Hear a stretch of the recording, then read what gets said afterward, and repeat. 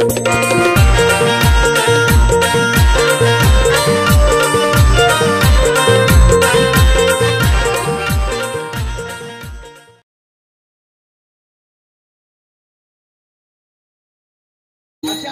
गोपी गोपाळ आणि गायी यांचा संबंध कृष्ण चरित्राशी आहे। मग सांगा बरं, गोपींचा संबंध आहे, गोपाळांचा संबंध आहे, गायींचा संबंध आहे, असं कोणत्या अवतारात आहे? इतर कोणत्या अवतारात नाही। राखिले सवंगडे सहित गायी किंवा पवित्र होईन चरित्र उच्चारे राखिले सवंगडे सहित गायी, अशा चरित्र त्यांचं चरित्र वर्णन करून मी पवित्र होईन पावन का होईल असं तुकोबारांचं म्हणणं आहे। मग सांगा बरं, या निमित्ताने कृष्ण चरित्राशी असणाऱ्या संबंधित गवळणी गोपाळ जे आहेत ते कुठे आहेत? गोकुळात, अर्थात अयोध्येत गोपाळ आहेत का? अयोध्येत गवळणी आहेत का? नाही आहेत। अयोध्येत गवळणी आहेत? नाही। अयोध्येत गोपाळ आहेत? नाही। पण अयोध्येतले जे अयोध्येतले ज्या नारी आहेत त्याच गोकुळात गवळणी आहेत। अजून अयोध्येतले जे वानर आहेत, प्रभू रामचंद्राची सेना असलेले तेच वानर पुढे गोपाळ आहेत, हे सगळे आहेत। पण त्यावेळेला भक्तिसुख अनुभवता आलेलं नाही, म्हणून कृष्ण अवतारात यादव समग्र हो अरे तुम्ही असं प्रसंगाच्या वेळेला वर्णन आहे, जन्म प्रसंगाच्या वेळेला। चला, हे सगळे गोपाळ असे आहेत। गवळणी सामान्य नाही, काही मिथिलावासी गवळणी आहेत। मिथिलावासी गवळणी म्हणजे तेही सांगतो। मिथिलावासी गवळणी म्हणजे प्रभू रामचंद्र आणि सीतामाईचं आणि पाणीग्रहण करण्यासाठी निघाले, जनकपुरीला मिथिलेला गेले आणि विश्वामित्राने सांगितलं, जा माझ्या देवपूजेसाठी तुम्ही जनकाच्या बागेतून फुलं तोडून आणा।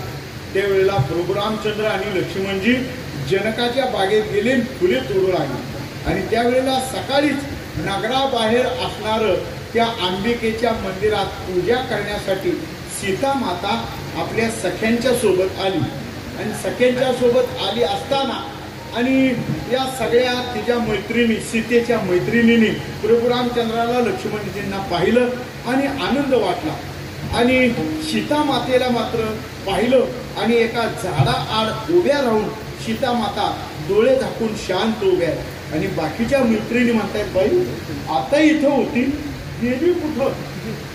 सीता इथं होती गेली कुठं? सीतामाई आईसाहेब झाडाच्या आड डोळे झाकून उभ्या। या सगळ्यांनी पाहिलं, काय राजबिंड आहे, काय तेज आहे, काय क्षात्र धर्म आहे वगैरे, हे दोन कुमार किती सुंदर सुरेख आहे, त्यांचे आकवरेखीव शरीर आता बांधाय वगैरे, असं त्या एकमेकी त्या सीतेच्या मैत्रिणी गप्पा गोष्टी करतायत। एकीनं पाहिलं सीता झाडाच्या आड उभे आणि ती आली, काय ग सीते, काल प्रभू रामचंद्र आणि त्या लक्ष्मणावर सगळी मिथिला नगरी मोहित झाली, सगळेजण टाचा उचलून बघण्यासाठी आणि येत होते, तू मात्र त्यांना पाहिलंस आणि आता मात्र तुझ्या समोर उभे असताना डोळे झाकून झाडाआड लपतेस, याचं कारण काय? त्यावेळेला सीता मातेनं उत्तर दिलं, बायानो तुम्ही गोंगाट करू नका, कारण मी ज्याला पाहिलंय तो अनंत कोटी ब्रह्मांडधीश, तो परमात्मा आहे आणि तो विष्णूचं स्वरूप आहे, ते विष्णूची एक लीला आहे आणि त्या परमात्म्याचं स्वरूप मी माझ्या हृदयात धारण करते, तेव्हा मी डोळे झाकले त्याच्यासाठी। जर हे परमात्म्याचं स्वरूप इतकं लाघवी आहे, हे लाघवी स्वरूप जर तुम्ही माझ्यापासून चोरून नेलं तर मला सापडणार नाही, तेव्हा माझ्या हृदयात राहिलेलं जे प्रभू रामचंद्राचं स्वरूप माझ्या डोळ्याद्वारा नेत्राद्वारा बाहेर जाऊ नये म्हणून मी माझे डोळे झाकले।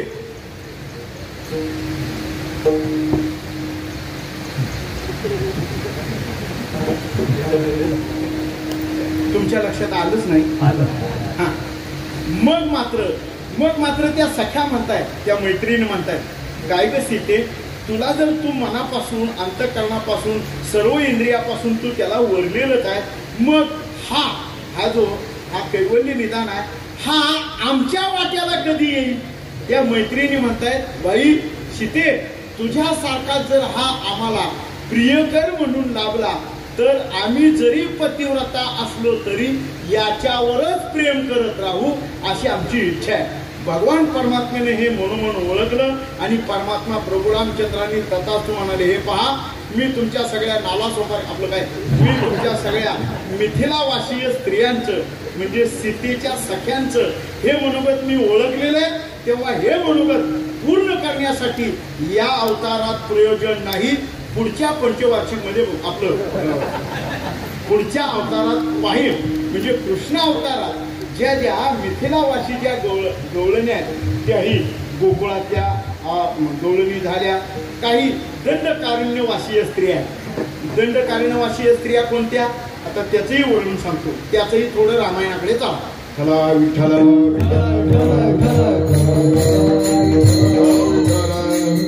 सीता मातेचं पाणीग्रहण विधी करत घेण्यासाठी किंवा तिला वरण्यासाठी जात असताना मध्येच गौतम ऋषींच्या आश्रमात आणि एक दिवस मुक्काम पडला. सगळी ऋषी मंडळींनी विश्वामित्रांना पाहिलं, राम लक्ष्मणांना पाहिलं आणि सगळे मोहित झाले.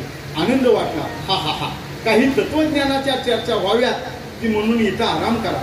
हा गौतम ऋषींचा आश्रम आहे असं कळाल्यानंतर विश्वामित्रांना प्रभू रामचंद्रांनी विचारलं. म्हणजे त्यांची सती पतिव्रता जी अनुसया माता आपलं काय ना अहिल्या माता चुकलं रामकृष्ण अहिल्या माता, त्या अहिल्या मातेचं काय झालं पुढं. मग विश्वामित्रांनी सगळी कथा सांगितली. इंद्राशी रथ झाल्यामुळे गौतम ऋषींनी तिला शाप दिला आणि ती शिळा होऊन पडली. ही समोरची शिळा ती आहे. आणि मग मात्र त्या दिवशी प्रभू रामचंद्राच्या पायाच्या धुळीचे कण वाऱ्याने उडले आणि त्या शिळेवर जाऊन पडले. शिळेचा उद्धार झाला, त्यातून अहिल्या निर्माण झाली आणि ती पतिव्रता स्त्री तिचा आणि स्वीकार करण्यासाठी गौतम ऋषी आले.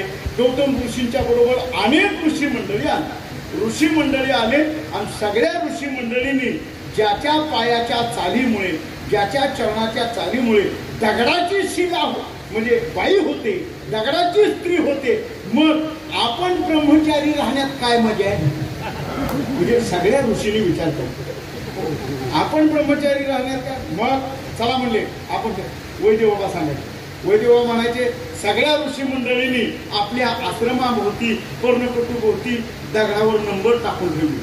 समजा एखाद्या ऋषीला वाटलं आपल्याला दगडच नाही राहिला आणि रात्रीचाच कुणी उचलून गेला म्हणजे मग जे काही 50-60 वर्षाचे 80 वर्षाचे झालेले ऋषी पण ब्रह्मचारी त्यांना सुद्धा असं वाटलं, त्यांनाही असं वाटलं आमचं लग्न व्हावं. मग ऋषी मंडळींनी ती दगड वगैरे सगळी गोळा केली आणि जिथं गौतम ऋषींचा आश्रम आहे प्रभू रामचंद्राचं ते लागवे स्वरूप पाहण्यासाठी खांद्यावर दगडी आदल्या रात्री मुक्कामात म्हणजे आदल्या दिवशीच्या बैठकीत ठरलं होतं. यांनाच मदत आपलं हे आदल्या दिवशी आणि रात्रीचं ठरलं होतं की आपल्याला या दगडाच्या स्त्रियाकडून मागायच्या असं ठरलं होतं. पण नेमकं तिथे दगड खांद्यावर कुणाला कशी. आता वैद्य बाबा गमतीनं सांगायचे. वैद्य बाबा सांगायचे ज्यांना जसे ऋषी होते त्या पद्धतीची दगड घेतली. जे कोणी असे बुट्टे ऋषी त्यांनी असा गोल दगड. ज्यांना असं वाटत होतं आपल्या सर्व प्रपंचाचा भार वाहणारा सक्षम असावे म्हणून त्याने चांगला अगदी दणदणीत दगड. ज्यांना असं वाटत होतं आपण बुट्टे का असना पण आपल्यापासून वंश निर्मिती लांबडी व्हावी उंच व्हावी म्हणून आपल्यापेक्षा उंचीचा दगड. असं ज्यांना असं वाटत होतं की आपल्या योग्यतेची असावी आपल्या बरोबरीची असावी आपल्यासारखा मजबूत दगड. ज्यांना कोणाला असं वाटत होतं एकापेक्षा दोन बरं म्हणून 2-2 दगडी घेतल्या आणि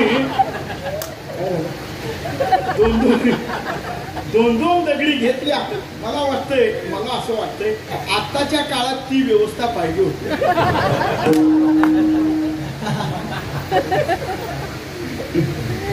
2-2 दगडी घेतल्या.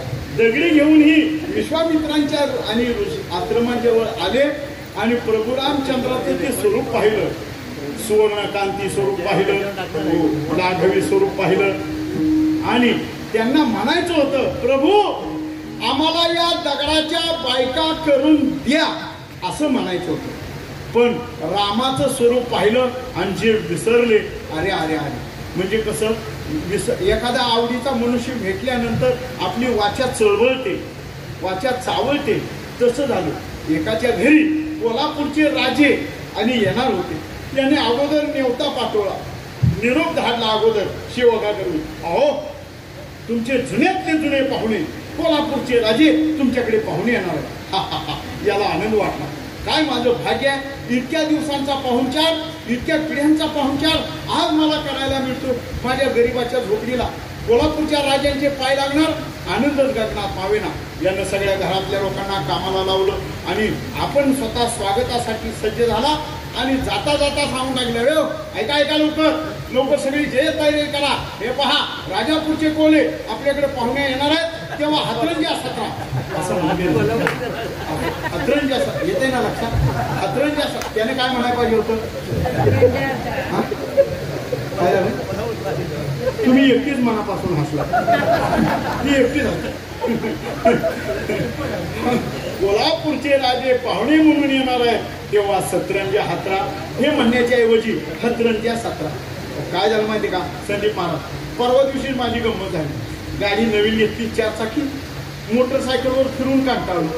तुम्हाला माहिती आहे, पहिलं सायकल हा हे बाबा दिन्ना तिरतेना वाजवाय शिकला. हे आमचा संदीप दादा, हे संदीप दादा दिन्ना तिरतेना वाजवाय शिकला. असं त्यावेळेला मी सायकलवर कीर्तनाला जायचो. यांचे सासरे गुरुवर्य, आम्हाला गुरुस्थानी असणारे श्रीपाद महाराज सासवडकर यांच्या कीर्तनाला 40-40 किलोमीटर सायकलवर प्रवास केला कीर्तनासाठी. 40-40 किलोमीटर. आणि त्यावेळेला हे पक्वाजा असायचा.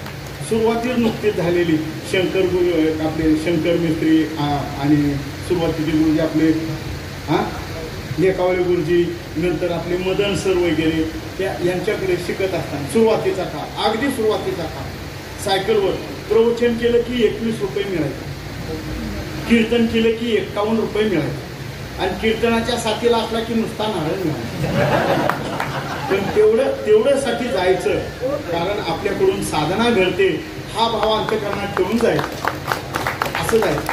चला, काय कुठं चालू होतं आपलं, गेलो कुठं तर ते सतरंजी हातात, त्याच्यावरून आठवलं. मग बऱ्याच दिवसातून घरातल्यांच्या आग्रहामुळे, मोठ्या माणसाच्या आग्रहामुळे हे मोटरसायकलवरून फिरणं बरं नाही, जरा 4 चाकी घ्या म्हणून सेकंड हँड 2 व्हीलर आपलं 4 व्हीलर घेतली. आणि काय गगनात आनंदच मावेना. जो सायकलवर फिरत होता तो आता 4 चाकीनं फिरणार.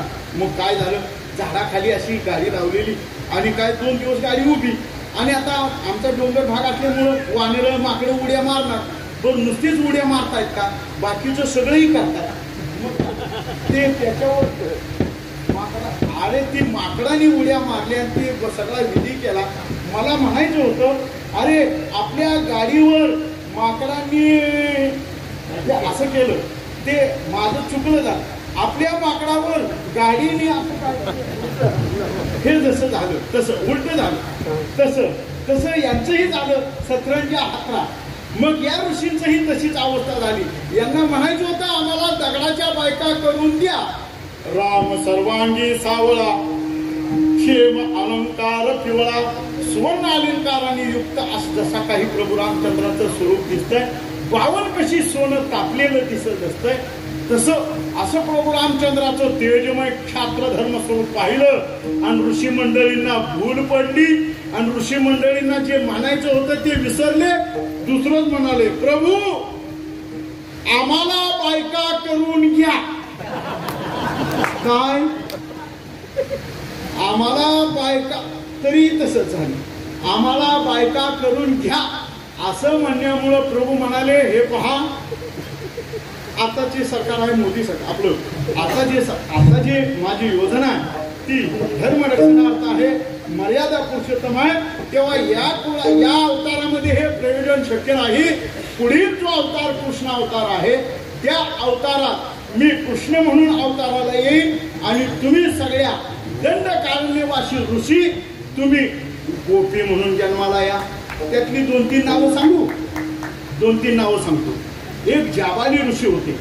जाबाली ऋषी झाडाची सुकलेली पानं खायची गडूभर चंचूभर पाणी प्यायचं आणि एका पायावर उभे राहून ओम नमो भगवते वासुदेवाय असं मंत्राचं 1000 वेळेला पुरस्चरण करायचं आणि तेच जाबाली ऋषी रंगवेणी नामक गोपीच्या रूपाने गोकुळात अवताराला आले.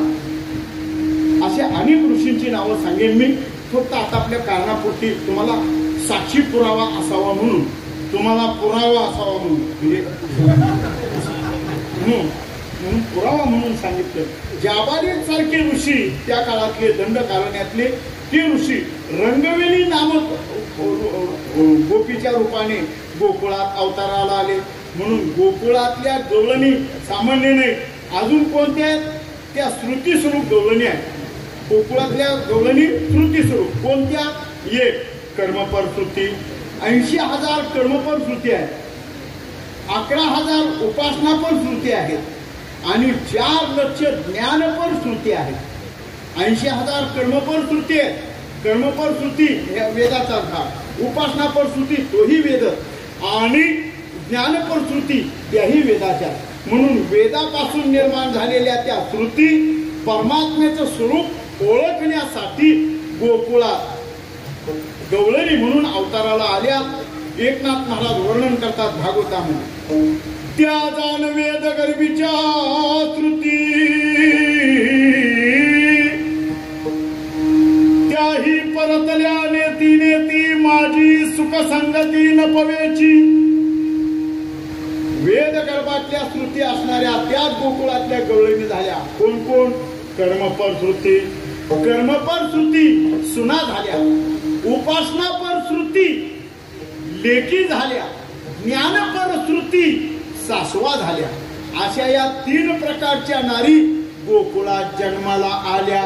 कोणी सुना, कोणी लेकी, कोणी एकी स्वतंत्र, कोणी एकी स्वतंत्र, कोणी एकी स्वतंत्र, कोणी सुना, कोणी लेकी, कोणी एकी स्वतंत्र, कोणी एकी स्वतंत्र, कोणी एकी, कोणी सुना, कोणी लेकी, कोणी एकी स्वतंत्र, कोणी एकी स्वतंत्र, कोणी एकी स्वतंत्र, कोणी सुना, कोणी लेकी, कोणी एकी स्वतंत्र, कोणी एकी स्वतंत्र, कोणी एकी स्वतंत्र. अशा त्या गवळणी आनंदाने गोकुळात नांदतात. धन्य धन्य बाया ऐशा नारी घरी दारी नांदती. आणि त्या काय करतायत? परमात्म्याचं चिंतन करतात, सततच परमात्म्याचं चिंतन. कारण परमात्मा कृष्ण त्यांना अतिशय मनापासून, अंतकरणापासून, सर्वेंद्रियापासून आवडतो. म्हणून परमात्मा कृष्णाचं चिंतन सतत करतायत. कृष्ण आला गेला, कृष्ण गेला दारा, भेटो सोयला कृष्ण. कृष्णाचं चिंतन त्यांच्या अंतकरणात आहे. किंवा कृष्ण माझी माता, कृष्ण माझा पिता, कृष्ण माझी माता, कृष्ण माझा पिता, कृष्ण माझी माता, कृष्ण माझा पिता, कृष्ण माझी माता, कृष्ण माझा पिता. बहीण बंधू सुनता कृष्ण माझा, बहीण बंधू तुलता कृष्ण माझा, कृष्ण माझे गुरु, कृष्ण माझे गुरु, कृष्ण माझे गुरु, कृष्ण माझे गुरु. बहीण बंधू तुलता कृष्ण माझा, बहीण बंधू तुलता कृष्ण माझा, कृष्ण माझे गुरु, कृष्ण माझे गुरु, कृष्ण माझे गुरु, कृष्ण माझे गुरु. या कृष्णाचं चिंतन करतात, परमात्म्याचं चिंतन. आणखी काही दुसरा छंद नाही. गोविंद गोविंद मना लागले या छंद. परमात्म्याचं चिंतन करतात, सतत कृष्ण चिंतनामध्ये, मग त्यांना कशा कशाचा विषय विसर पडला हो? सगळ्या आपल्या कुळाचा, आपल्या जातीचा, आपल्या कर्माचा विसर पडलेला आहे. अशा विसर पडलेल्या गवळणींचं वर्णन ज्ञानोबाराय सांगतायत. याती कुळ माझे गेले हार कोणी, याती कुळ माझे गेले हार कोणी, याती कुळ माझे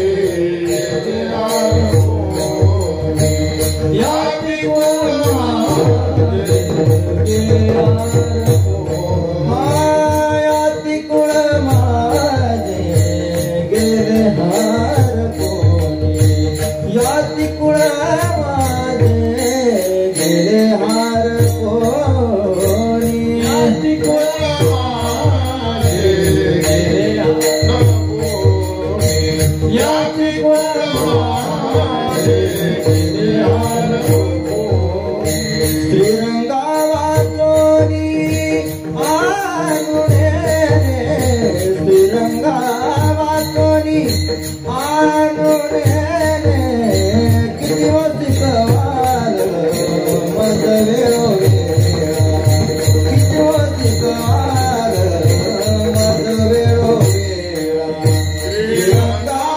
गेले हार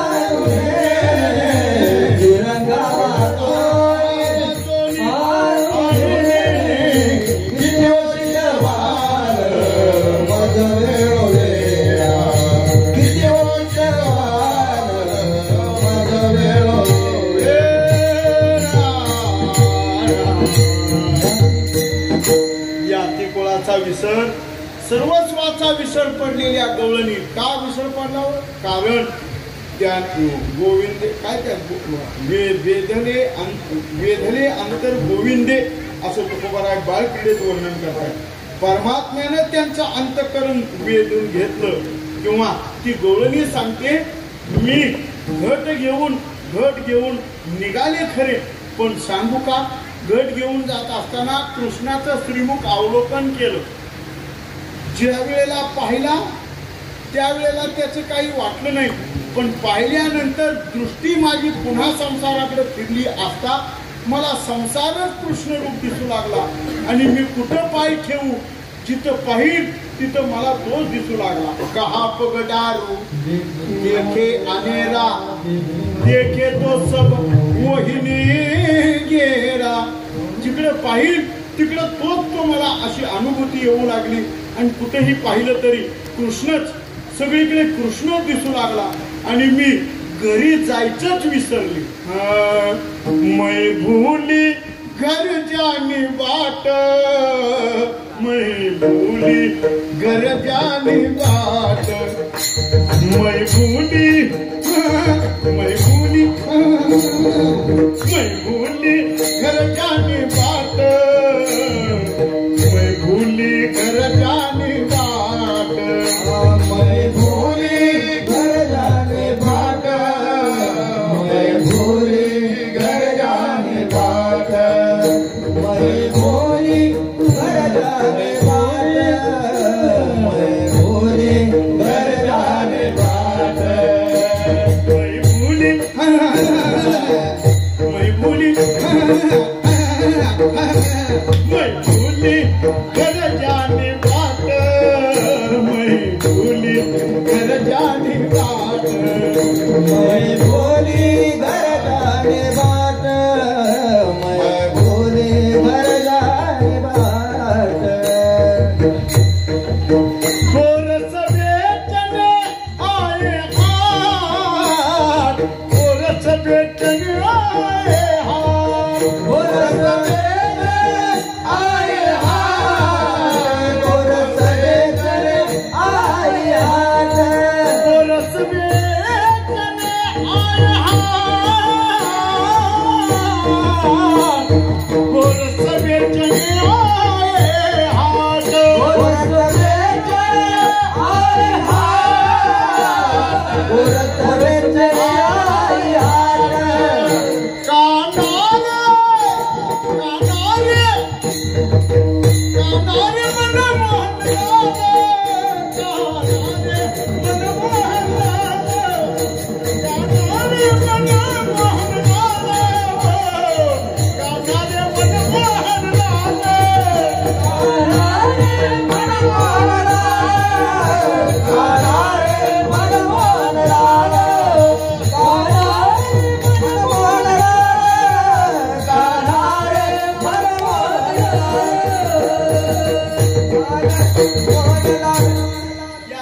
स्वरूप पाहिलं असता मी सर्व काही विसरले. एवढं सगळं विसर पडलेली ती गवळणी कशी आहे? हरिरथ आहे. हरिरथ म्हणजे परमात्म तत्वाशी एकरूप झाली. कोणकोणत्या स्वरूपाने? काया वाचा मनाने सर्वांगाने परमात्म्याची रथ झालेली गवळणी. या गवळणींचं वर्णन तुकोबाला आहे अभंगाच्या पहिल्या चरणामध्ये. हरिरथाचं पळणारी, हरिरथाचं पळणारी, हरिरथाचं पळणारी,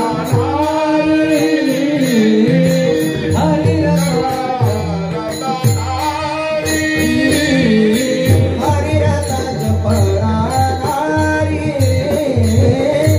हरिरथाचं पळणारी,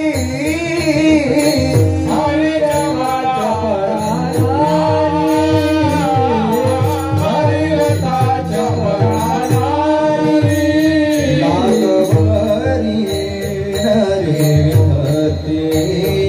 लागवरी नारी घाती, अवघांगे सर्वोत्तम,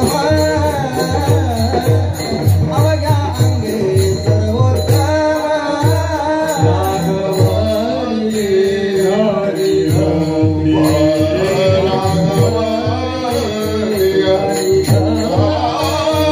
अवघ्या अंगे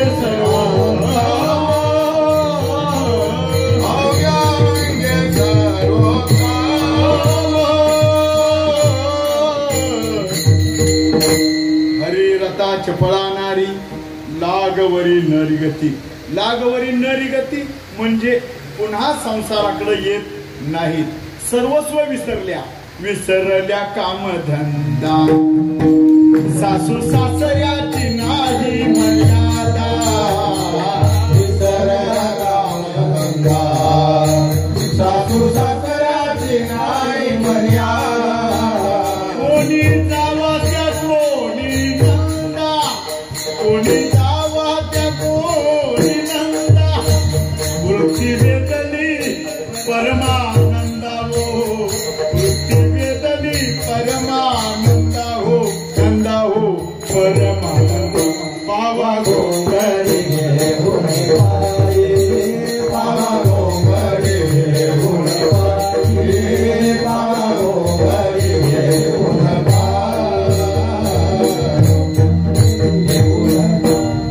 विसर पडल्या, सगळं काही विसर पडल्या. कृष्णाची या सुखी भूक नाही तहान, सदा समाधान सकळांचे तुकोबाराय वर्णन करतात. त्यांना विसर पडला हो, कृष्ण भक्तीमुळे, कृष्ण सुखामुळे सगळाच विसर पडला. कोणता विसर? जन्म मरणाचाही विसर पडला आणि कामाचाही विसर पडला. कृष्णाची या सुखे भूक नाही ताण, सदा समाधान सकळाचे, कळलेची नाही झाले किती दिवस, बाहेरील वास विसरली पुढं, विसरू कामाचा तुका म्हणे झाला, उद्वेग राहिला जावे यावे. कृष्ण परमात्म्याच्या भक्ती सुखामुळे कामाधिकांचा विसर पडला, याच्यात नवल नाही. व्यवहारातली कामधंदा सुद्धा विसरले. म्हणजे काय झालं? चित्तच परमात्म्यानं चोरून नेलं ना.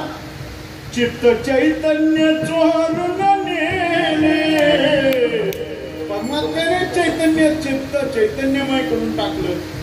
मग सांगा, जर चित्ताची चोरी झाली असेल तर ती गवळणी भानावर राहील नाही. हरिने माझे हरले चित्त, भाव वित्त विसरले, किंवा चित्त चोख चित्त मोहिले. आपले काय नाव त्यांचं? खंडाळकर गुरुजी नाही का?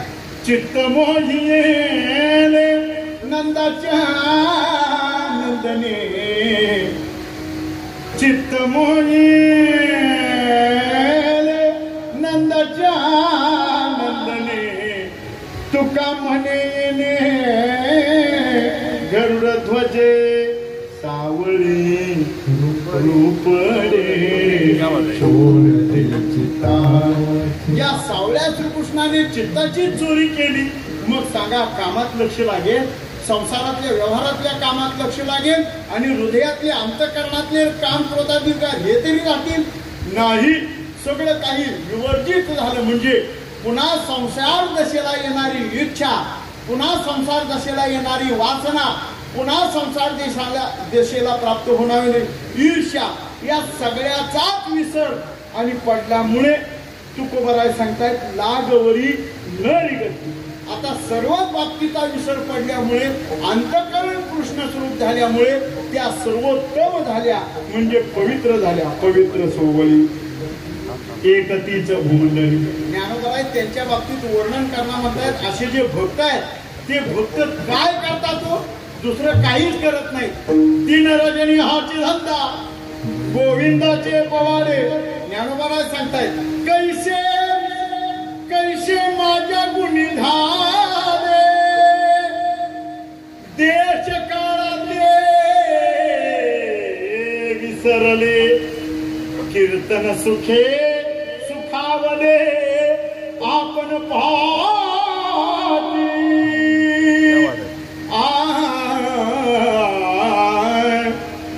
पटदीप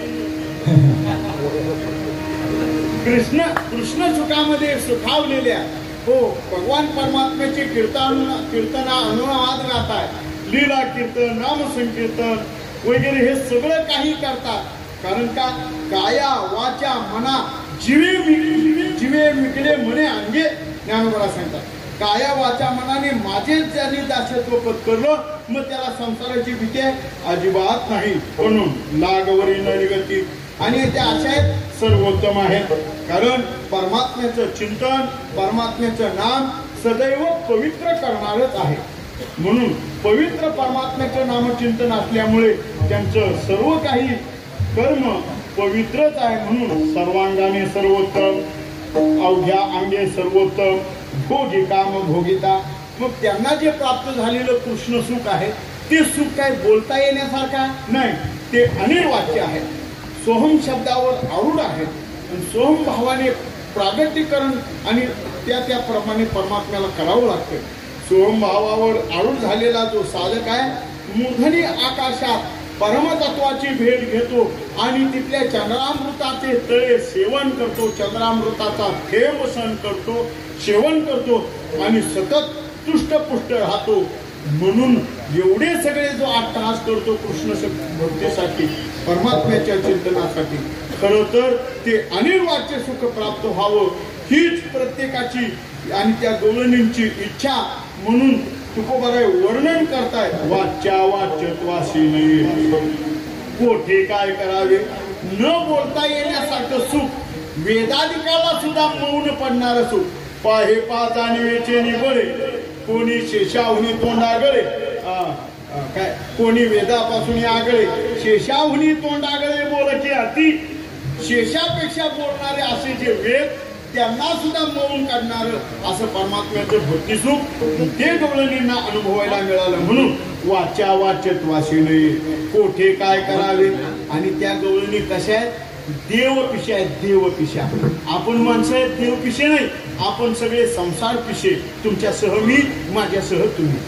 आता मी एवढी धावपळ करून आलो, एवढी काल गर्दीत चेंगरा चेंगरी, त्या ट्रेन मधून उतरताना बॅग मागं राहते की मी पुढे जातोय, बॅग पुढे जाते की मी मागं राहतोय, असं झालं होतं. बरं झालं मी काल धोतर नेसून नाही आलो, नाहीतर धोतर दादरला राहिलं असतं आणि मी चेटीवरच हे अवघड झालं असतं. एवढी सगळी धावाधाव कशासाठी सांगा? परमात्म्यासाठी नाही. आपण देवपिशे नाही, आपण संसार पिशे माणसं आहे. संसाराचं जर देवाचं पिशं लागलं असतं तर आपला संसार सुखरूप देवस्वरूप झाला असता. आपला संसार देवस्वरूप होत नाही. याचं कारण काय? आपण संसार पिशे माणसं आहेत, देवपिशे नाही. गवळणी देवपिशा झाल्या म्हणून देवावर उदार झाल्या. तुका म्हणे देवा ऐशा, देवपिशा उदारा. नाहीतरी देवासाठी या शरीरावर किंवा संबंधित असणाऱ्या पदार्थावर अनासक्ती ठेवून उदारच व्हावं लागतं. तुका म्हणे व्हावे देहाची उदार, तुका म्हणे व्हावे देहाची उदार.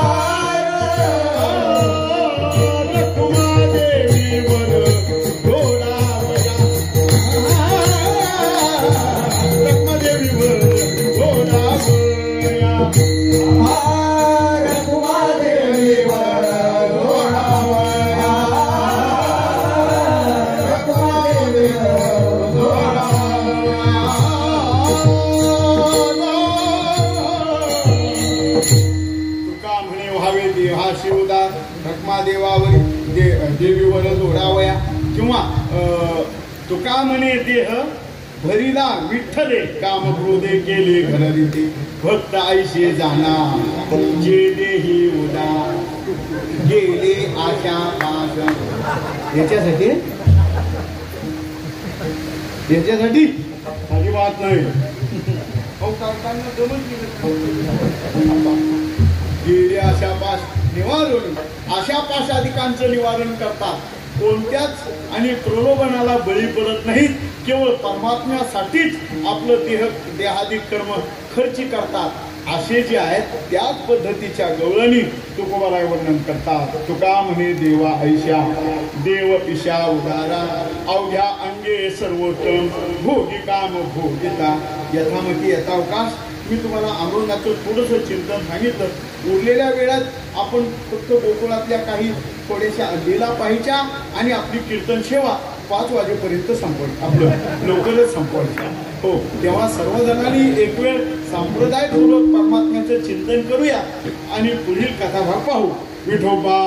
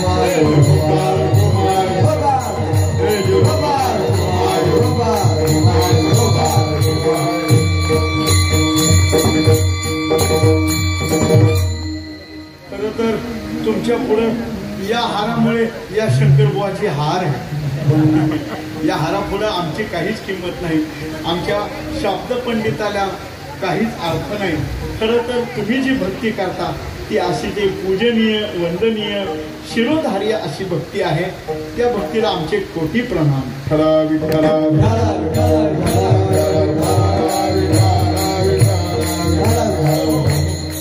काल्याचं कीर्तन म्हटलं की परमात्म्या श्रीकृष्णाच्या काही लीला सांगायचं असं एक वर्णन आहे ए दशे चरित्र केले नारायणे रांगता गोधने राखीत आहे परमात्म्यानं गायी राखताना आपलं परमात्म्याने गोकुळात रांगताना आणि गायी राखताना जे चरित्र केलं त्याचं वर्णन करावं अशा काल्याच्या कीर्तनाचा दंडक आहे म्हणून या नियमाला अनुसरून काही कृष्णकथा आपण थोड्याशा पाहायच्या आणि आपली सेवा समर्पित करायची. भगवान परमात्म्याने रांगणाऱ्यापासून चरित्राला सुरुवात केली, पण तसं बघू गेलो तर कृष्णाचं चरित्र अगाध आहे. मेरुदंड पर्वताची लेखणी, समुद्रांची शाही आणि काय ते धरित्रीचा कागद केला, सरस्वती लिहायला बसली तरी सुद्धा कृष्ण चरित्र संपणार नाही. आणि असे अगम्य अगाध लीलामय असं कृष्ण रसस्वादन, कृष्ण कथामृत जे आहे ते लेखण्यासाठी धन्य त्या गवळणी आहेत, त्या गायी सुद्धा धन्य आहेत, ती काठी कांबळी धन्य आहे. एवढंच नाही, एवं गोकुळातल्या गवळणी सुद्धा धन्य ते आहेत. तुका म्हणे त्यांचा धन्य व्यापीचा साधिले अपारणी गवळणी तर धन्य आहेत, पण त्यांची गोपाळ लेकरं लहान मुलं ती सुद्धा धन्य आहेत. एवढंच काय, गोकुळातली माती तीही धन्य आहे. कारण ज्याच्यावर माझ्या लाला कृष्णाची आणि पावली चिमुकले पावलं ती लीला करू लागले असं कृष्ण चरित्र इतकं रसभरित आहे. हा हा हा, कोणत्याही पद्धतीने गावो सतत ते गोडच लागतं. गोड लागे परी सांगताची नये, गोड लागे परी सांगताची नये, पैसे मिठी सये, पैसे मिठी सये, आवडीची गोड लागे परी सांगताची नये, सांगताची नये, सांगताची नये.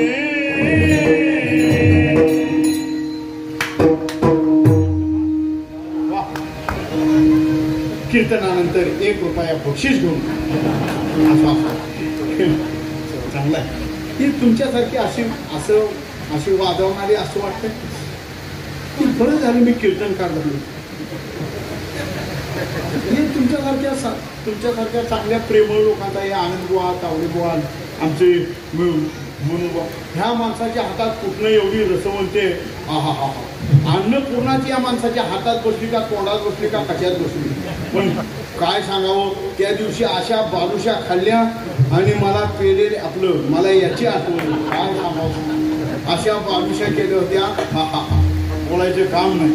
उत्तम प्रकारचा खवय्या आहे, उत्तम प्रकारचा आचार्य आहे. तसंच माझ्या जोग महाराजांच्या परंपरेतली कीर्तनकार सुद्धा एवढं मोठं माणूस आहे. छान छान. म्हणून बाबा खरंच तुमचे हे मंडळ अतिशय धन्यतेच्या योग्यतेचं आहे. चला उरकू, आपलं काम बरंच आहे, पुढेही बहुत करणे आहे, मलाही परत घरी जाणे आहे वगैरे आहे. हे घ्यावं तुम्ही तुळशीची पानं. कृष्ण चरित्र तसं आगाध आहे आणि परमात्म्याने अवताराला येण्याच्या अगोदरपासूनच कृष्ण चरित्राची सुरुवात आहे. पण काल्याच्या कीर्तनात हे दशे चरित्र केले नारायणे रांगता पासून ते गाई राखतापर्यंत चरित्र सांगावं असा एक आहे. मग रांगत असताना भगवान परमात्म्याने काय केलं, रांगत रंगणी चोरीत लोणी, रांगत रंगणी चोरीत लोणी, नावून धरती गवळणी, नावून धरती गवळणी, बांधित जननी देती गाराणी, बांधित जननी देती गाराणी, यशोदे साधनी, यशोदे साधनी, आदधिकृत भक्षुनी तमाल निळे नवल केले साधनी, आदधिकृत भक्षुनी तमाल निळे नवल केले साधनी, कृष्ण परतून माते जावा, कृष्ण परतून माते जावा,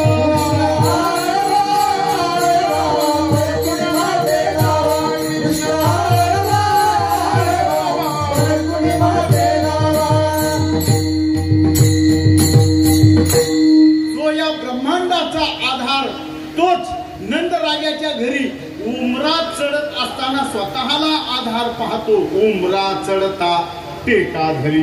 रांगणारा भगवान परमात्मा रांगतोय आणि रांगतोय तो कसा? तळवे तळ हात टेकीत डाव्या गुडघ्याने रांगत. तळवे तळ हात टेकीत डाव्या गुडघ्याने रांगत. रंगनी रंगनाथ तुम्या देखिलाच ये. रंगनी रंगनाथ तुम्या देखिलाच ये. गवळण जसवंती पैसांगे आलेल्या कृष्णाचे निमागे. येणे येणे ओ श्रीरंगे नवनीत माझे भक्ती दे.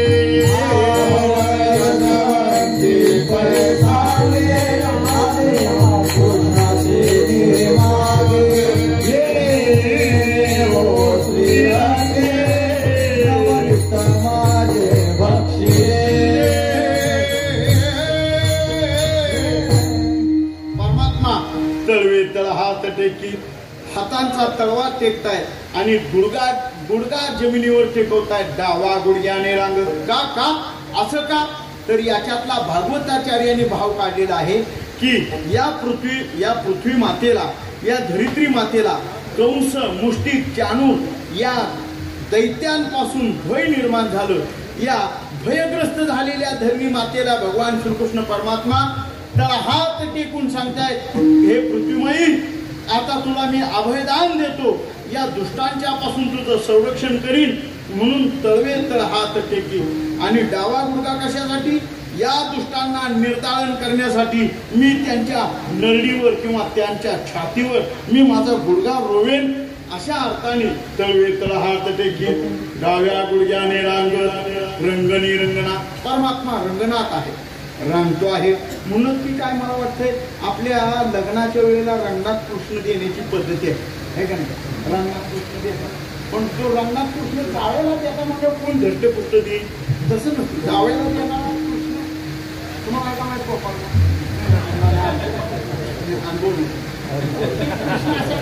आणि याचा पेचा असतो काय का नाही?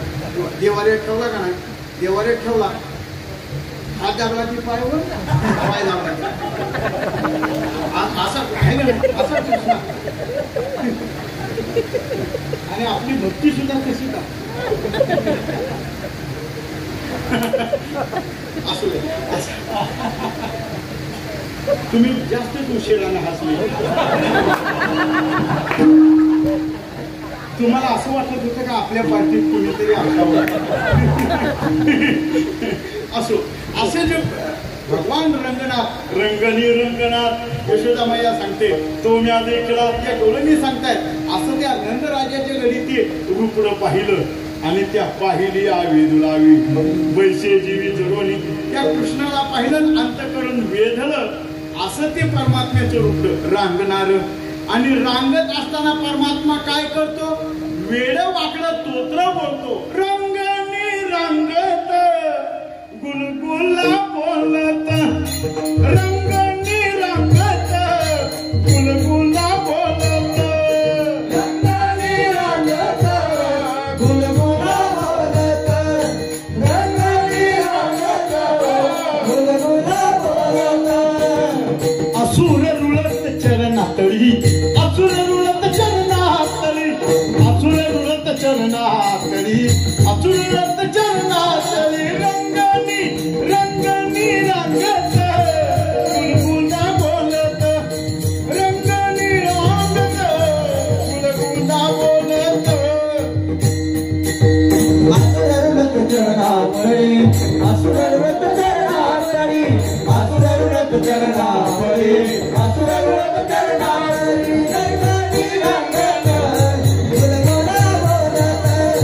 रंगनी रंगत गुलगुला बोलत. रंगनी रांगत रांगताय. रांगत रांगता काय करताय? रांगत रंगणी चोरीत लोणी.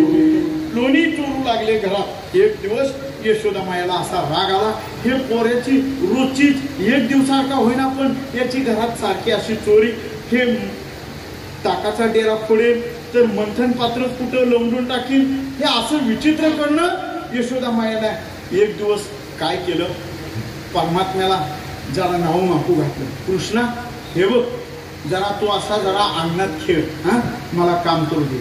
क्षणभर खेळ सदनी माझ्या मनमोहना. कृष्णा जरा क्षणभर खेळले. हे बघ बलराम दादा आहेत, बाकीची सगळी गवळणीची मुलं तुझे सवंगडे आहेत, यांच्याशी खेळा. याला रांगता असणाऱ्या कृष्णाला सोडलं अंगणात आणि हा पायऱ्या उतरून कसा बसा खाली गेला. बाकीचे गोपाळ बलराम दादा ही मोठे, ते जरा इकडे तिकडे दूरदूर धावतात, खेळतात. या कृष्णालाही असं वाटलं होतं दूरदूर धावं, हा उठून धावणार तो खाली पडायचा. बालवत असणारा परमात्म्याचं ते स्वरूप कधी पडायचा, बलराम दादाने उचलून धरायचं, पुन्हा जागेवर नेऊन ठेवायचं आणि परमात्म्याने किमिया केली. काय लीला केली? परमात्म्याने माती खाल्ली, कृष्णाने माती खाल्ली. माती खाल्ल्यानंतर बलराम दादाने पाहिलं, अरे कृष्णा थूक थूक माती खातोस, योजना खायच्या आपलं माती खातोस, हे बरं नाही, थूक माती थूक.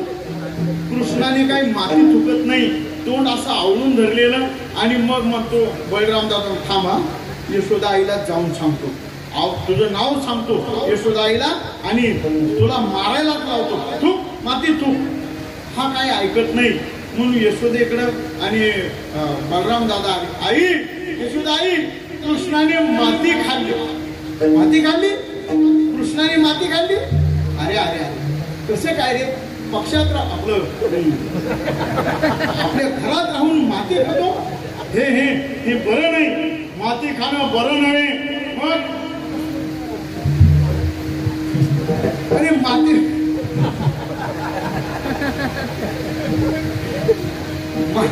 माती खातो कृष्णा, उघडतो, मारावयात काठी काठी आणली सोबत. ज्ञानोबारांनी त्याच्यासाठी 2 ओळे घातल्या या स्वरूपासाठी. मागा येणे बाळपणे श्रीपती, जै एक वेळ खादली होती माती, तैको कोणी हाती यशोदा धरिला. मग भेणे जैसे मुखी झाला द्यावयाचे मिशे, हे 14 भुवने दाविली ती.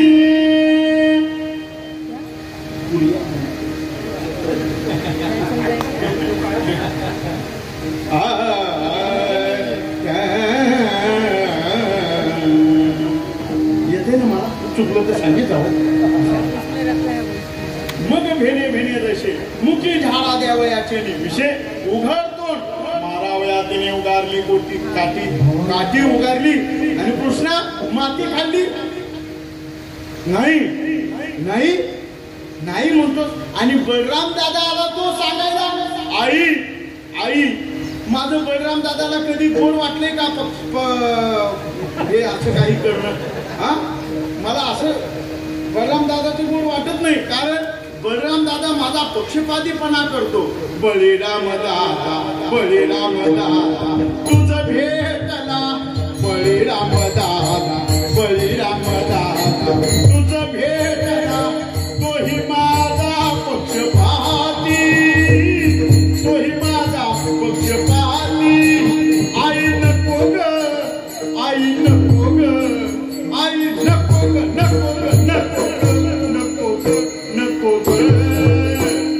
नाही पाहिली जमाती, नाही पाहिली जमाती, नाही पाहिली जमाती, नाही पाहिली जमाती. आणि आपल्याकडची गावाकडची माणसं ती गवळण म्हणतात, ती बलराम दादा खोटं बोलतो, बलराम दादा खोटं बोलतो, खोटं बोलतो बलराम दादा. म्हणजे तो खोटं बोलतो पक्षात राहून सुद्धा.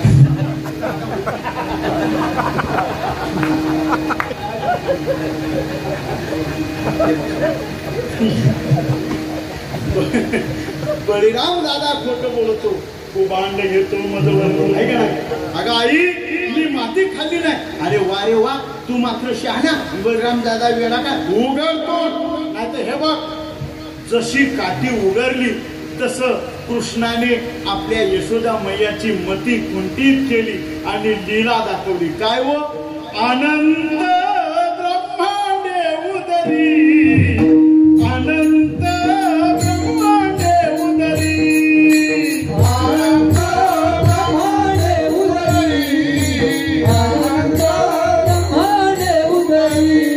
हरी हा बालक नंदा घरी, हरी हा बालक नंदा घरी, हरी हा बालक नंदा घरी, हरी हा बालक नंदा घरी, बालक नंदा घरी, हरी हा बालक नंदा घरी, हरी हा बालक नंदा घरी, हरी हा बालक नंदा घरी.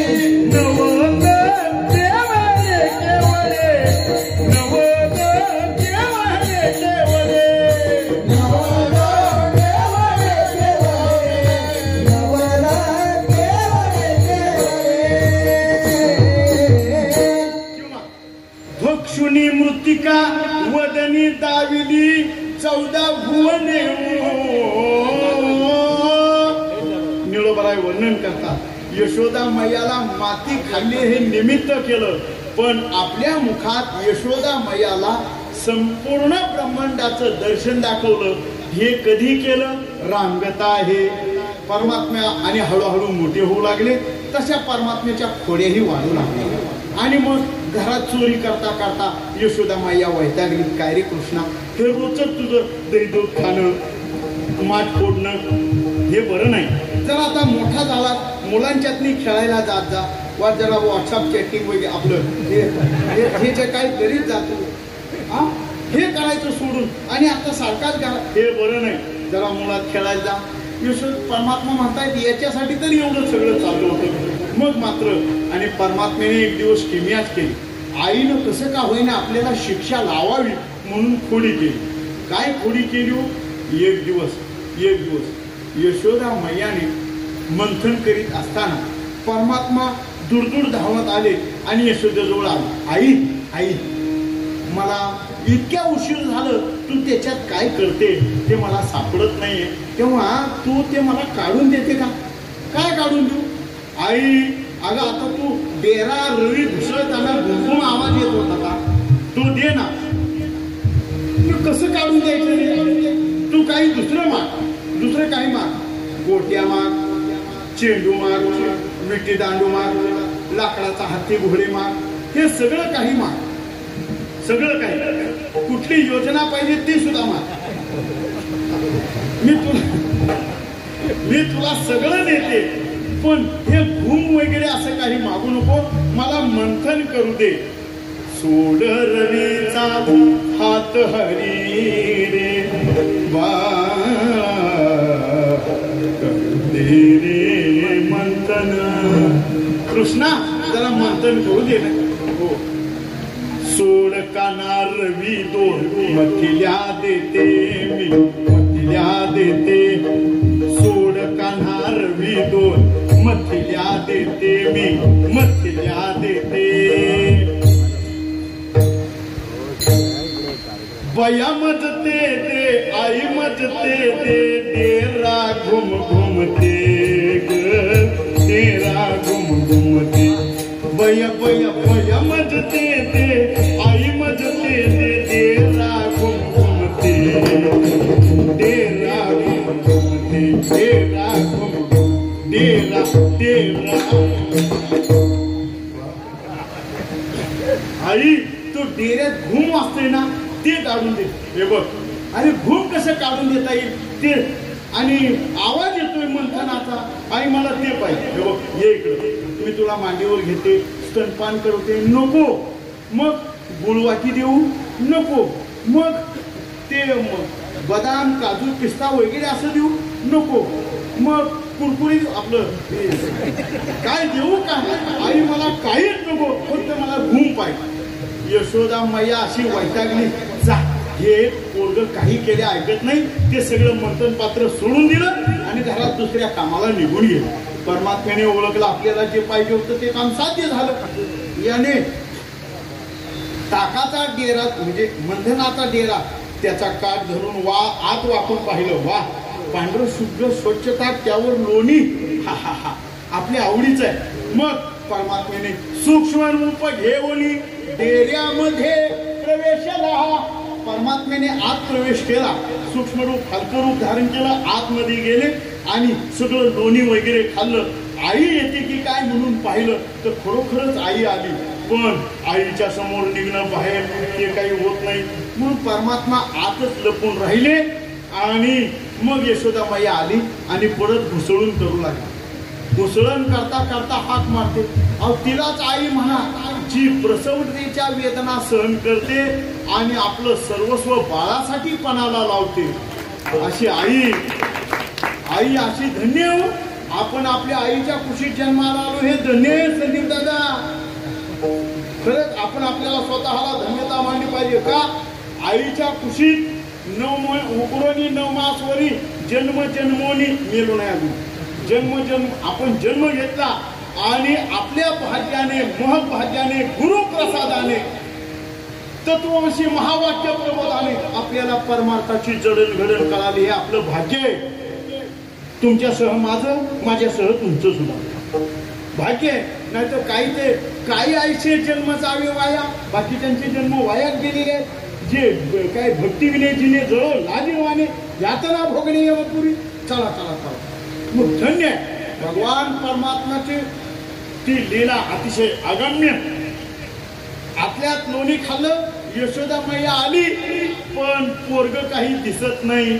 कुठं गेला असेल? सगळ्या वाड्यात पाहिलं, कृष्ण कुठं दिसत नाही. वाड्यात काही दासदासी होत्या, त्यांना विचारलं, तो काही कुठं दिसत नाही. देवडीच्या मुख्य दरवाजावर गेली, तिथं येणाऱ्या दारांना, महिलांना विचारते, अहो माझं पोरग पाहिलं का? माझा कृष्ण देखीला कृष्ण देखीला काय कोणीतरी सांगा गे सांगा, कोणीतरी सांगा गे सांगा.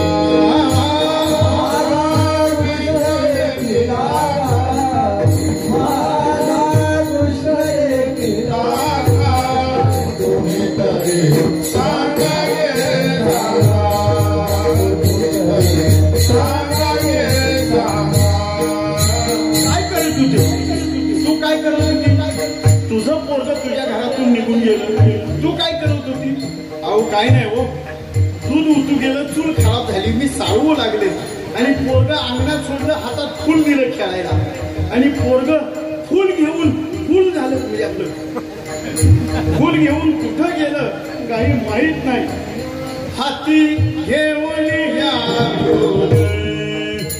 अंगणी अंगत आले मोर, होते सारविक मी तुला, होते सारविक मी तुला.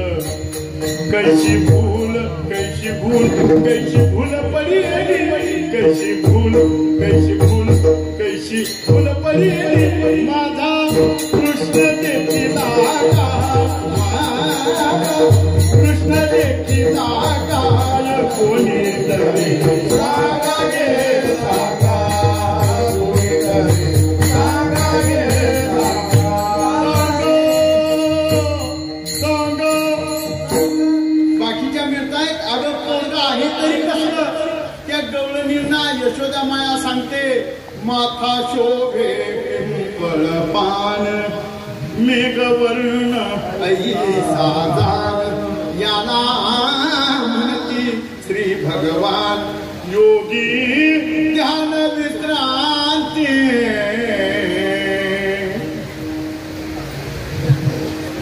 असं योग्यांना विश्रांतीचं स्थान माझा मुलगा आहे, दाखवा बरं. त्या म्हणतात, बाई जो योग्याला सापडला नाही तो आम्हाला कधी सापडणार आहे? बघ बाई तुझं कुठंतरी असेल घरात. यशोदामाया पुन्हा मंथन करू लागली. मंथन करता करता उशीर झाला, लोण्याचा गोळा काही वर येईना. मग काही त्या दासदासी म्हणतायत, बाई यशोदामाई किती उशीर झालं घुसळण करता. लोण्याचा गोळा मोठा असेल, खाली चिकटला असेल, पहा बरं हात घालून. पूर्वीच्या काळी जुन्या काळात महिलांची जी कंचुकी होती, महिलांची जी चोळी होती ती इथपर्यंत होती. म्हणजे चोळीला बाई होती.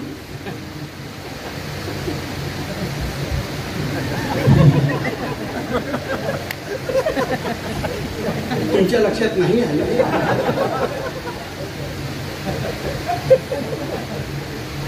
है ना, बाईनं बाई केलेल्या बाईच राहिली नाही. काय राहिली बाई होती.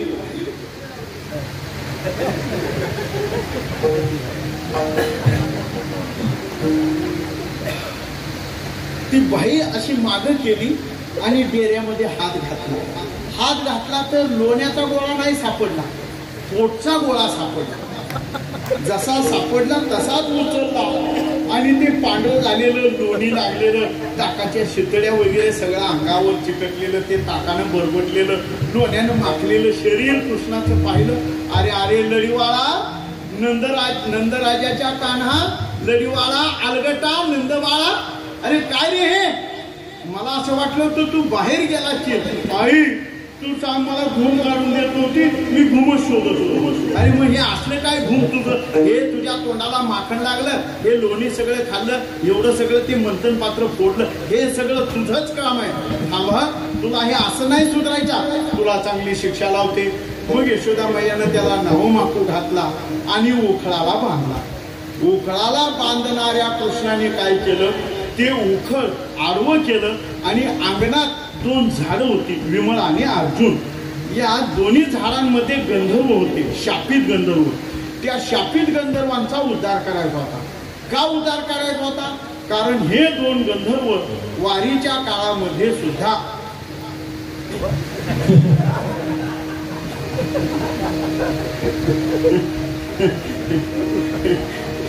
हे 2 नाही हे 2 गंधर्व,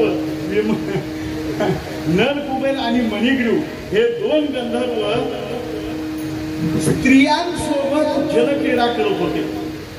मग पाणी हे पवित्रतेचं प्रतीक आहे. पाणी ही गंगा आहे. गंगेमध्ये स्नान करीत असताना रात्रीच्या वेळेला सर्व नद्या समुद्ररूपी पतीशी एकरूप होतात आणि त्यावेळेला कोणीही स्नान करू नये, कारण तसे केल्यामुळं गंगेचा आणि समुद्राचा वियोग केला असं दोष आपल्याला लागतात. मग त्या दोषाने मनुष्य बाधित होतो.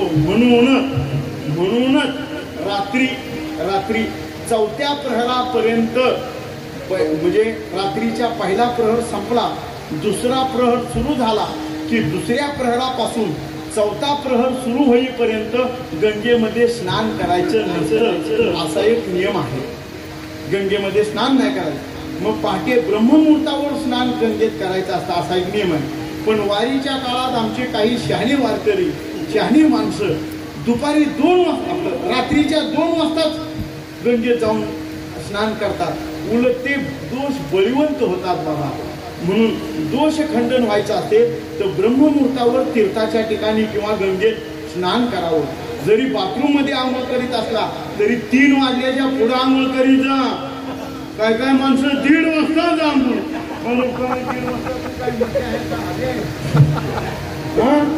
अरे अरे अरे अवघड आहे.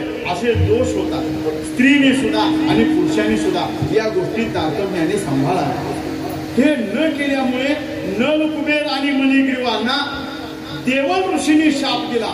तुम्ही पवित्र गंगेमध्ये असं दुष्कर्म करता, तुम्ही जडवत वृक्षवत व्हाल, असा शाप दिल्यामुळं तेच 2 झाडं विमळ आणि अर्जुन या रूपाने नंदराजाच्या वाड्यात आले आणि भगवान परमात्म्याने दोघांच्या मधून उखळ ओढून नेण्याचा प्रयत्न केला. उखळाच्या झटक्याने दोन्ही झाडं कळाडून मोडून पडली आणि परमात्म्याने त्या झाडातून मणिग्रीव आणि नलकुबेर या गंधर्वांचा उद्धार केला. हे चरित्र कधी केलं? रांगता हे परमात्मा हळूहळू मोठे झाले आणि गोपाळांसमेत गोकुळात चोरी करू लागले. चोरी करता करता दही दुधाची चोरी करायची आणि मग जाता जाता गवळणींची कुरापत काढायची, गवळणींच्या चेष्टा मस्करी करायच्या. आणि हे गवळणींनी पाहिलं. कधी पाहिलं? त्या गावात नंदराजाच्या बरोबरीचे आणि असणारं घराणं वृषभानूचं घराणं म्हणजे उपनंद. या वृषभानूची पत्नी प्रभावती इथली सोडून त्या प्रभावतीकडे एक दिवस चोरी करताना सापडली. याने काय केलं? सगळ्या गोपाळांना सोबत नेलं आणि दही दूध खाल्लं. गोपाळांना बाहेर घालवलं. आपण आतमध्ये राहून आणि यांच्या पती पत्नीच्या वेणीची आणि दाढीची गाठ बांधून आपण निघून गेले. असं परमात्म्याने हे सगळं खोडी केली आणि त्या प्रभावतीनं पाहिलं. गवळणी सांगती गाराने रात्री आला चक्रपाणी खाऊनी दही दूध तुकलोनी आवडी ओळीली विरजनी हे बाई आमाची पहावेला यशोदे यशोदे बाल तुझा गाना कुठवर सोसू धिंगाणा यशोदे यशोदे बाल तुझा गाना कुठवर सोसू धिंगाणा. अगं बाई, तुझ्या एकटीच्याच घरी चोरी केली म्हणून तू सांगा आली का? नाही अगं, अशा अनेक गवळणींची गाराणी तुझ्याकडे येणार आहेत यशोदे. मी त्याला पाहिलंय. पाहती गवळणी दवती पालती म्हणती नंदाची आज ही चोरी केली खरे. अशी होता होता सगळ्या जणात मात कळाली की नंदनंदन कान्हा आपल्या मुलांना सोबत घेतो, गवळ्याच्या मुलांना सोबत घेतो आणि दही दुधाची चोरी करतो. असा हा ऐसा ऐसा ऐसा साधतो डावगे यशोदे यशोदे कृष्णाला सांग तुझ्या नगरीत कैसे राहावे गे. तुझ्या नगरीत कसं राहावं बरं सांग यशोदे. काहीतरी कृष्णाला सांगावं. आणि मग सगळ्या गवळणी मिळून आल्या. सगळ्या गवळणी आल्या. गाराने सांगाया आल्या गोकुळच्या स्त्रिया. गाराने सांगाया आल्या गोकुळच्या स्त्रिया.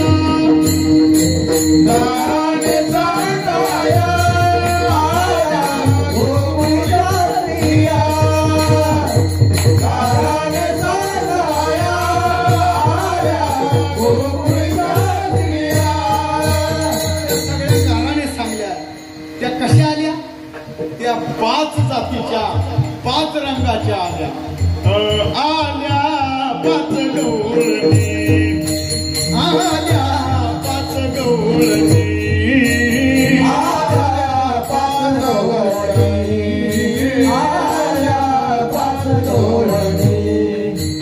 5 रंगाचा शृंगार करुणी 5 रंगाचा शृंगार करुणी आल्या 5 गवळणी आल्या 5 गवळणी. 5 रंगाचा शृंगार करुणी 5 रंगाचा शृंगार करुणी आल्या 5 गवळणी आल्या 5 गवळणी. अशा त्या गवळणी आल्या आणि काय नटून थटून आल्या. कारण का मोठ्यांच्या वाड्यासमोर जायचे ना, आपलं फाटकेपणा कशाला दाखवावा म्हणून त्या नटून आल्या. आणि त्या एका माग एक आल्या आणि त्या गाराने सांगताय एकी पुढे एक सरसावणी गोपिका. एकी पुढे एक सरसावणी गोपिका. सांगते गाराने तुझं नाही ठाऊका. त्या गाराने सांगताय.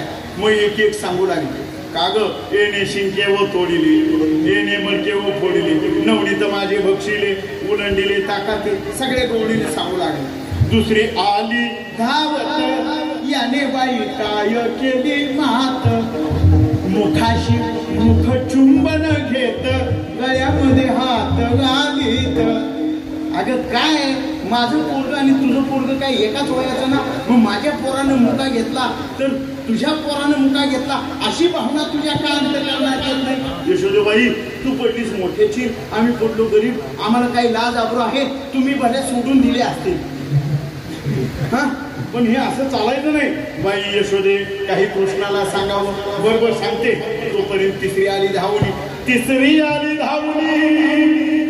याने बाय काय केली कदनी, पतीची वेणी माझी दाढी. अरे चुकलं काय? काय जाणू? हातरंजी 17. पतीची दाढी माझी वेणी, पतीची दाढी माझी वेणी, दोहीची गाठबा दोन्ही गाठबाई कोणाची सुटेना. यशोदे बाळ तुझा गाणं, यशोदे बाळ तुझा गाणं, यशोदे बाळ तुझा गाणं, यशोदे बाळ तुझा गाणं.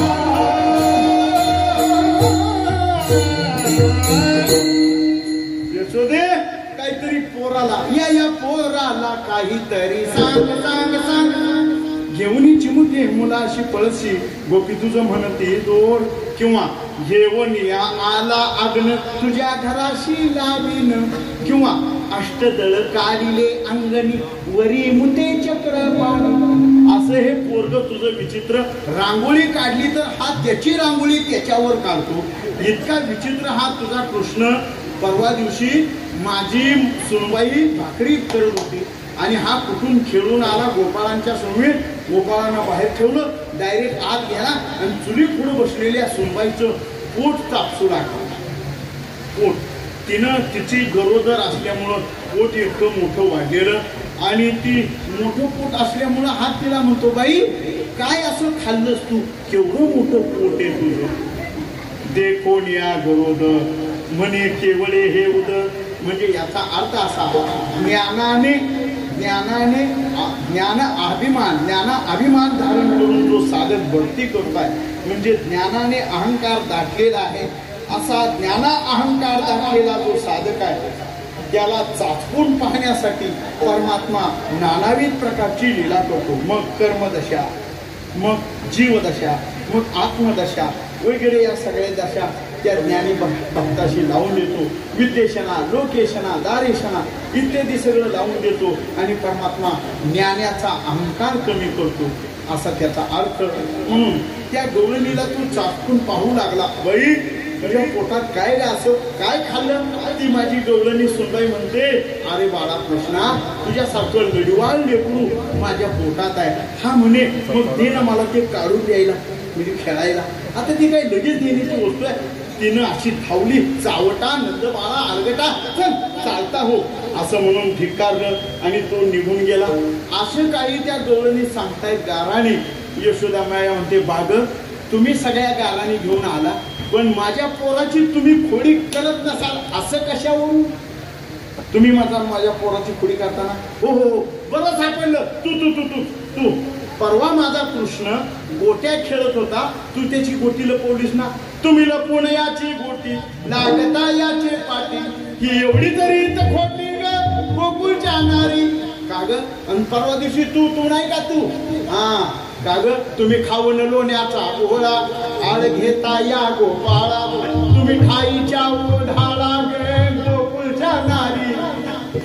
थांब थांब थांब, बरी सापडली. तुलाच पाहिलं होतं. काय काय माझा कृष्ण गोपाळांच्या बरोबर भोवरा खेळत होता आणि त्याचा भोवरा तूच उचलला आणि निरीजवळ लपून ठेवला. हा हे काय असं म्हणून त्यांनी म्हणत होते, हा असं लपून ठेवला भोवरा तू निरीजवळ. हा तूच ना ग, तुम्ही लपून याचा भोवरा, आळ घेता सारंग धरा, तुम्ही 12 घरच्या 12, तुम्ही 12 वार्डातल्या 12, तुम्ही 12 तालुक्याच्या 12, तुम्ही 12 जिल्ह्यातल्या 12, तुम्ही 12 वाडीच्या 12, तुम्ही 12मतीच्या, तुम्ही 12 घरच्या 12 गे गोकुळच्या नारी. अगं 12 जणीची 12 तोंड माझ्या एकट्या लेकरावर आळ घेता योजना खाल्ली म्हणून आपलं खोडी काढली म्हणून हे वागणं बरं नव्हतं. अरे हे असं बरं नाही. तेव्हा पोरावर माझ्या आळ घेऊ नका आळ घेऊ बाळावरी, माझ्या पोरावर आळ घेऊ नका. मग का ग बायानो, तुम्हाला असं वाटतं तुम्ही काय नाही एकीने धरून देत, तुमच्या अंगी ताकद नाही. हा ब्रह्मविधीचा जनिता, तुम्ही याला धरून पाहता, हा कैसा ये राहता गोकुळच्या नारी. मग मात्र एक दिवस परमात्म्याची चोरी पकडली आणि यशोदेसमोर उभं केलं. गवळणीने त्रस्त झालेल्या गवळणी म्हणतात, बाई यशोदे, खरोखरच तुझा काना फट्याळा आहे, तुझा काना पोडकर आहे, तुला प्रचिती आली. मग यशोदा म्हणते, ऐशी ऐकता गाणी यशोदे नैनी आले पाणी, कृष्णा खोड्या दे टाकूने पावणे एक वाजले की, कृष्णा खोड्या दे टाकूने एका जनार्दनी चरणी प्रेम तया आवरेना. कृष्णाविषयीचं प्रेम उत्कट करताना यशोदा म्हणते, कृष्णा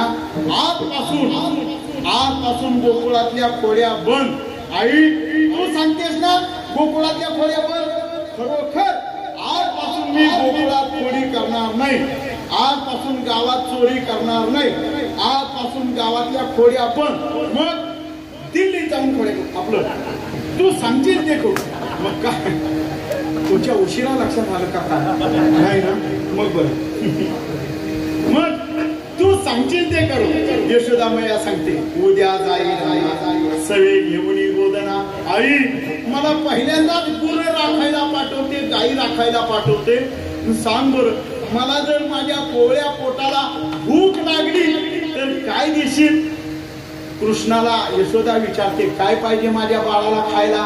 काय देऊ म्हणजे तू जे पदार्थ सांग, मी ते पाहिजे ते मग काय पाहिजे? आई तूप लावून भाकर करी, वांगे भाजून भरीत करी, वर कांद्याची कोशिंबिरी, मला जेवू घाल, मला जेवू घाल, मला जेवू घाल. बस का? नाही, अजून काय? आई ग खडी साखरीचे खडे, मला लवकर करून दे वडे. बाळ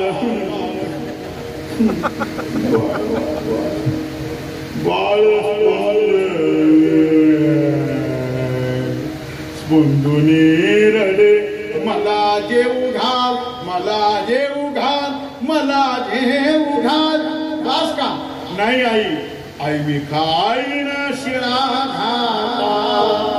दह्याचा करून दे मठा, नाही माझ्या अंगी ताठा, मला जेवू घाल, मला जेवू घाल, मला जेवू घाल.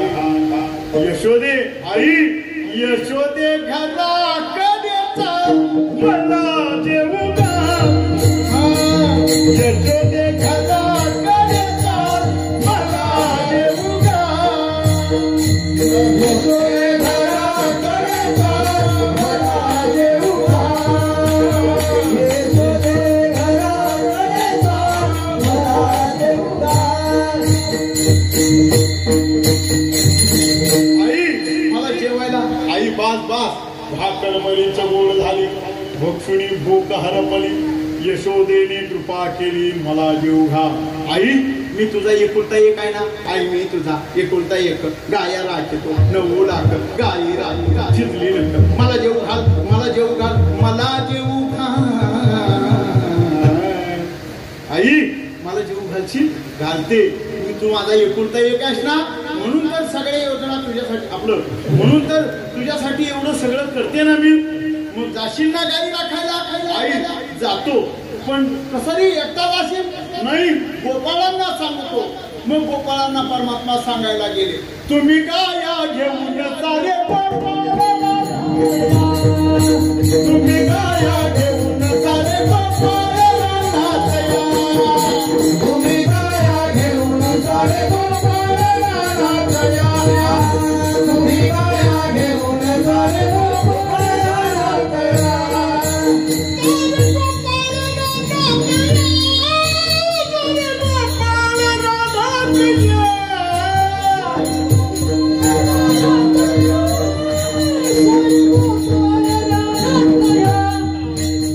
तुम्ही गाया घेऊन चाले गोपाळ रानात या या या तुम्ही गाया घेऊन चाले गोपाळ रानात या या या या घेऊन चाले गोपाळ रानात या या या तुम्ही गाया घेऊन चाले गोपाळ रानात या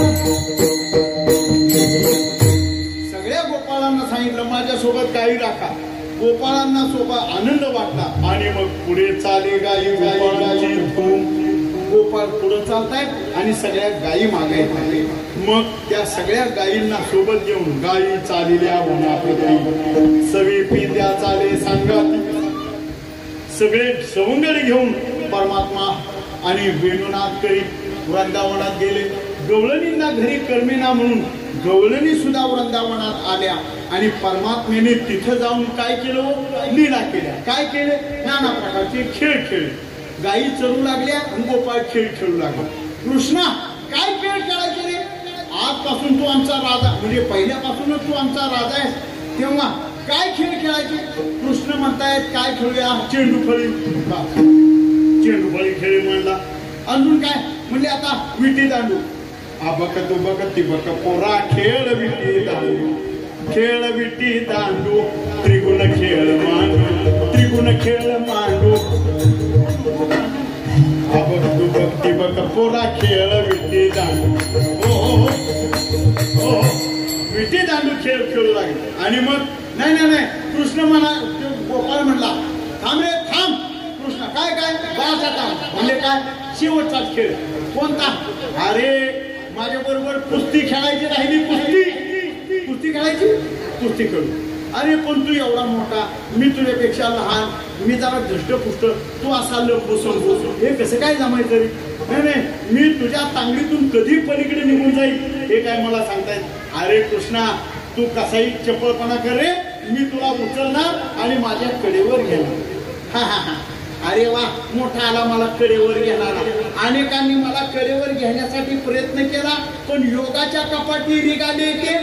अनेकांनी मला उपासनेच्या द्वारा कडेवर घेण्याचा प्रयत्न केला पण उपासनेचा अहंकार धारण केला.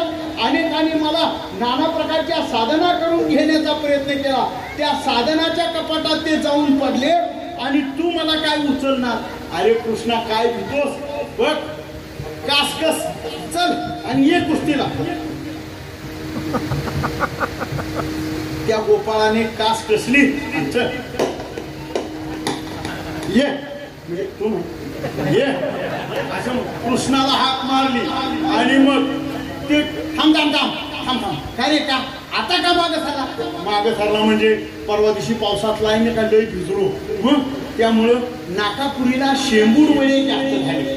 थांब जरा शिकरून येतो.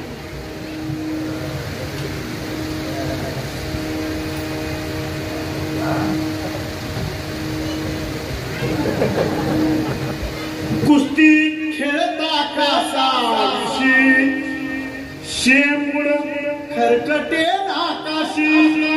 त्या गोपाळाच्या नाकाला शेंबूड. शेंबूड खरकटे नाकाशी कडे घेऊ. कृष्णा कुस्ती कडे घेऊ सावकाशी. आता बहुभितो याची गड्यानो राधा किरे राधा. कृष्ण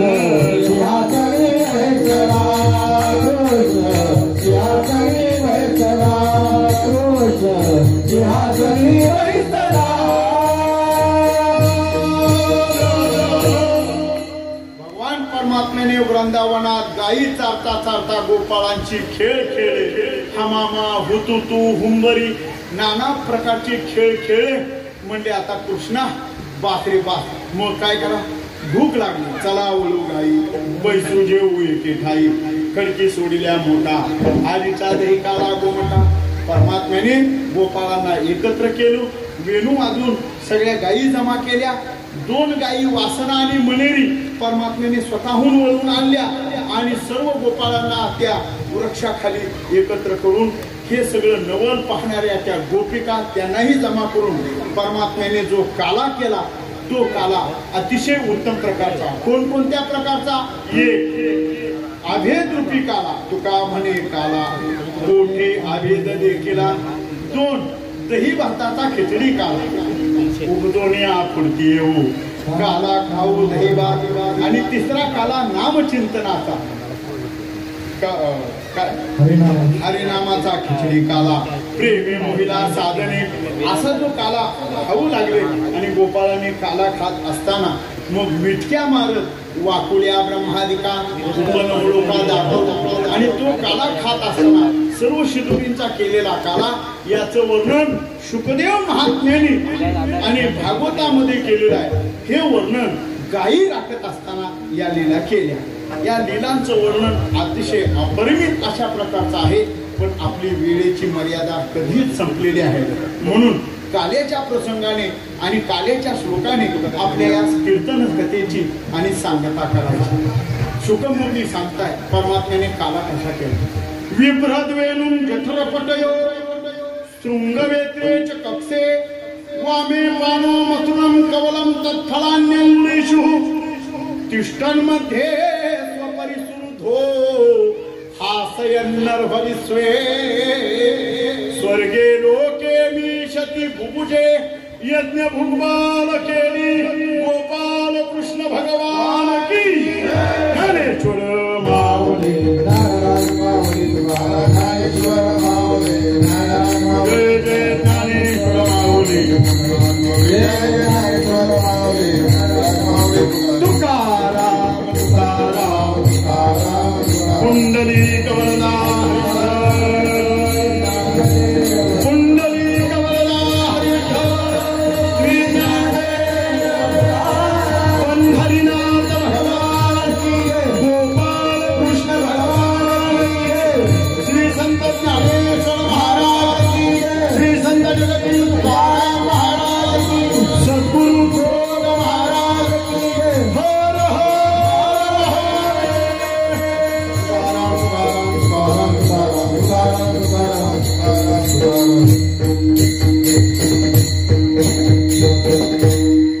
आमचे नितीन भाऊ सुद्धा आहेत, नितीन दादा आहे, आणखीन आमचे सदानंद महाराज आहे, आणखीन आमचा गोपाळ भाऊ आहे. सगळी ही मंडळी चांगली भजन आहे आणि भजननिष्ठ मंडळी आहे. आणि तुमच्या सगळ्यांचं प्रेम पाहून आणि त्यातल्या त्यात विशेष आमच्या मनू महाराजांचा मोठा आग्रह, नाना तुम्ही काल्याच्या कीर्तनाला यायला पाहिजे. आदल्या दिवशी आला तर फार बरं होईल. बरं झालं मी आलो कसा तरी रेल्वे मी सगळा इथपर्यंत आलो ते बरं झालं. म्हणजे उघडा वागडा नाही आला ते बरं झालं. तुमचा तो रेल्वेचा प्रवास अतिशय भयंकर खरं, पण इथपर्यंत आलो केवळ तुमच्या प्रेमाचंच प्रतीक की काय म्हणून किंवा तुमच्या प्रेमाची ताकद की काय म्हणून मला इथे येण्याला भाग पडले. एवढं सगळं तुम्ही प्रतिकूल वातावरण असताना सुद्धा तुम्ही परमार्थ करता. तुमच्या या केलेल्या भक्तिरूपी परमार्थाला, तुमच्या या केलेल्या सत्कृत्याला माझ्या कुळासहित माझे साष्टांग प्रणिपात असेल. झालेली चिंतनाची सेवा श्री संत गुरुवर्य ज्ञानोबाराय तुकोबाराय श्री संत आणि आपल्याला जे मार्गदर्शक असणारे गुरुजन त्यांच्याही चरणावर सतशा प्रणिपात. या ठिकाणी जोग महाराज संस्थेचे सुद्धा विद्यार्थी आहेत. या ठिकाणी आमच्या शंकर मिस्त्रींचे सुद्धा आणि शिष्यवर्ग आहेत इथं. आणि काय ते पोटे बाबा काय रामदास महाराज पोटे यांचेही शिष्यवर्ग आहेत. सर्वजण तुम्ही प्रेमी मंडळी आहात. हा तुमचा वारसा परमात्म चिंतनाचा वारसा अखंड चंद्रसूर्य असेपर्यंत